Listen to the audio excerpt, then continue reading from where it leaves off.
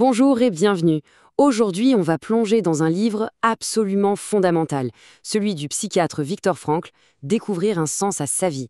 C'est un de ces livres qui a changé des millions de vies et pour cause.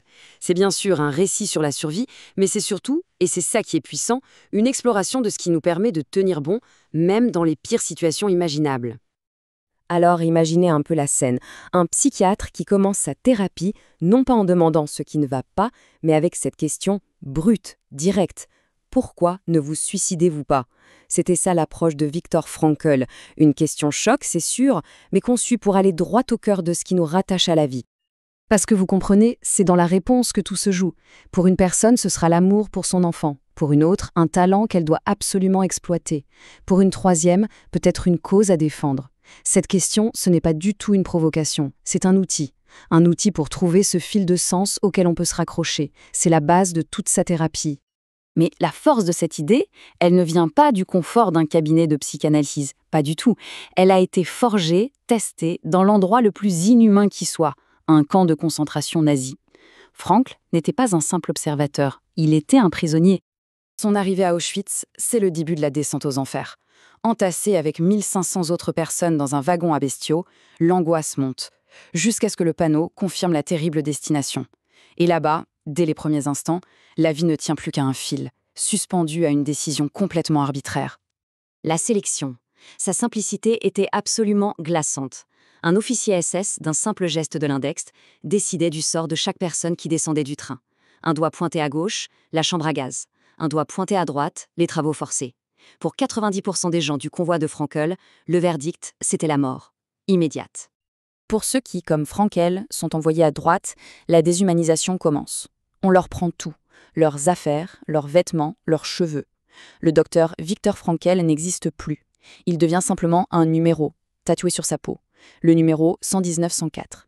Dans le camp, la survie, c'est un combat autant psychologique que physique. Les prisonniers avaient même un terme pour ceux qui avaient abandonné tout espoir. Un musulman. C'était un homme tellement épuisé, tellement abattu, qu'il avait perdu sa flamme intérieure. Un homme dont le corps et l'esprit avaient capitulé. Et c'était, bien souvent, un verdict de mort quasi certain. Et c'est précisément ici que l'analyse de Frankl devient si incroyablement puissante. Face à cette horreur absolue, à cette absence totale de liberté extérieure, il découvre un espace de liberté que personne ne peut lui enlever.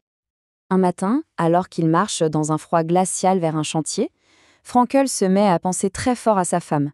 Il l'imagine, il converse avec elle, et sa présence devient si réelle qu'elle le submerge d'émotions. Et là, c'est une révélation. Il comprend que l'amour est le but ultime, une force qui transcende tout, même la séparation physique, même la mort. C'est cette force antérieure, et d'autres comme elle, qui permettent à certains de ne pas sombrer. L'amour, bien sûr, mais aussi un sens de l'humour, même le plus macabre, pour créer une distance avec l'horreur. Ou encore la capacité de s'émerveiller devant la beauté d'un coucher de soleil sur la forêt. Ces petites choses deviennent de véritables armes pour préserver son humanité. De toutes ces observations, de cette expérience extrême, Frankl va bâtir une approche thérapeutique, une méthode systématique. C'est ce qu'il a appelé la logothérapie. Vous savez, contrairement à Freud, qui pensait que notre moteur principal était la recherche du plaisir, Frankl, lui, affirme que notre motivation la plus profonde, c'est notre volonté de sens. La logothérapie, elle aide les gens à trouver ce sens, même quand leur vie semble vide ou totalement désespérée.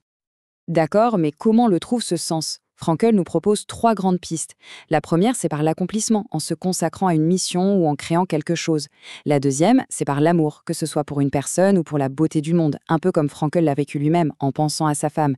Et la troisième, et c'est peut-être sa découverte la plus profonde, c'est en trouvant un sens à la souffrance elle-même, grâce à notre attitude face à ce qui est inévitable.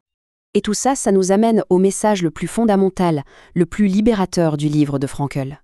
Frankl citait souvent cette phrase de Nietzsche, et elle résume parfaitement son expérience. Dans le camp, il a vu que ceux qui avaient une raison de vivre, un enfant à retrouver, une œuvre à finir, ils avaient plus de chances de survivre à l'horreur du comment. Le pourquoi leur donnait une force incroyable pour tout endurer. Dans le camp, les nazis pouvaient tout leur prendre, absolument tout. Leurs biens, leur dignité, leur santé, et même leur vie. Mais Frankl a réalisé qu'il y avait une chose, une seule, qui restait hors de leur portée. C'est là que se trouve l'ultime liberté humaine, entre le stimulus, La souffrance, l'injustice, la perte, et notre réponse, il y a un espace. Et dans cet espace réside notre pouvoir de choisir notre attitude. C'est ça, la liberté que personne ne peut nous enlever.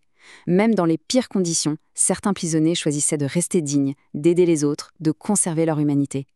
Au final, la leçon de Frankl nous est renvoyée, comme un miroir. Elle nous force à nous interroger, non pas sur le pourquoi de nos souffrances, mais sur ce que nous allons en faire. C'est la question fondamentale que son œuvre nous laisse.